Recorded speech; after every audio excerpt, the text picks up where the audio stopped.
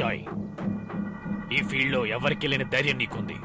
నువ్వు జన్మించినప్పుడు పైనుంచి ఆ దేవుడే నీకు ఫింగర్ ప్రింట్ లేకుండా చేశాడు. నీ కథ నా కథ దాదాపు ఒకేలాంటిది. కానీ నీ కథలో నీ ముఖం కంటే నా ముఖం ఎక్కువ చూశావు.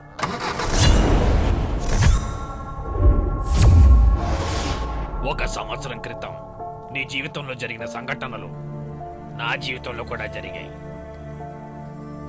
అప్పుడు నేను చాలా క్షోభపడ్డాను. అప్పుడు నువ్వు మానసికంగా బాధపడ్డా, శారీరకంగా అలానే ఉన్నావు. వెళ్ళు, నువ్వు చేయాల్సింది ఇంకా చాలా ఉంది. నీ జీవితంలో నువ్వు వెతుకుతున్న కథ ఈ మొబైల్లో దాగుంది.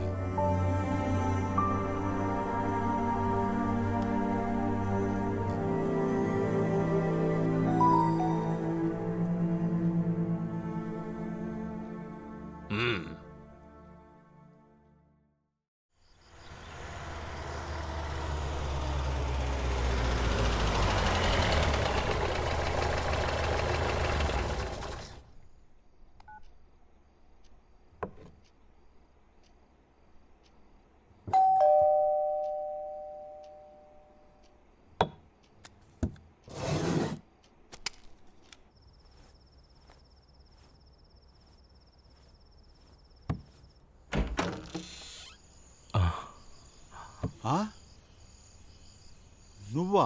ఏంటి టైంలో? డాక్టర్, నేను మీతో అరగంట మాట్లాడాలి. కుదరదని మాత్రం అనకండి డాక్టర్, ప్లీజ్.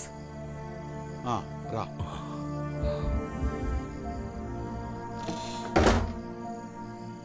నేను నీకు ముందే చెప్పాను కదా జాగ్రత్తగా ఉండమని. వాళ్ళంత సామాన్యులు కారని.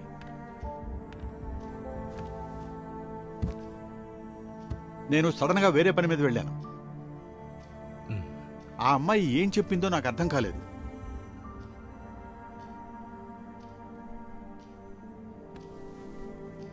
నా ఫోన్ని ఛార్జ్ పెట్టుకున్నా? అక్కడ పెట్టుకోండి.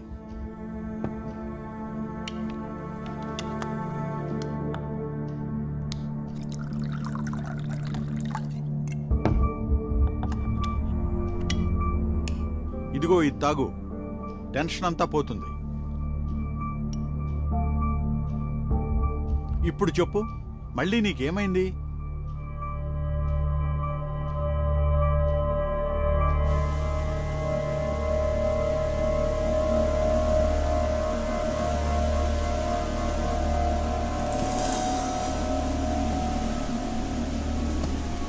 ఏయ్ జాయ్, నువ్వెక్కడికి వెళ్ళావు? నేను అనేవాణ్ణి కదా, నాకు తెలియకుండా నన్ను వెంటాడుతున్న వ్యక్తి అతని కోసమే నేను వెతుకుతున్నాను. నువ్వు ఎవరి గురించి చెప్తున్నావు? హాస్పిటల్లో, పోలీస్ స్టేషన్లో, అన్ని చోట్ల వెతికాను. నేను అనుకున్నట్టు అలా ఎవరూ లేరు. అయితే ఇదంతా నా ఆలోచన మాత్రమే. ఆ వ్యక్తి చెప్పినప్పుడే నాకు అర్థమైంది. నాశనమైంది, నష్టపోయింది నేను మాత్రమే.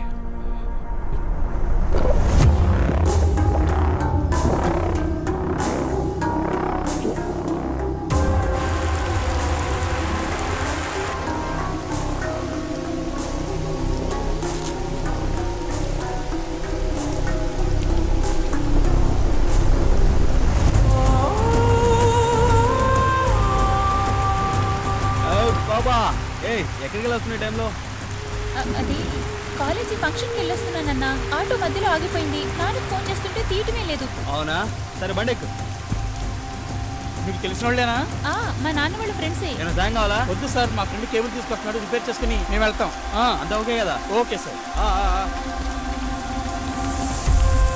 అన్న, నేను వెళ్తున్నాను. Okay okay. మీరు రావటం మంచిదైంది. అవసరమైనప్పుడు ఎప్పుడూ నాన్న ఫోన్ అందుబాటులో ఉండదు.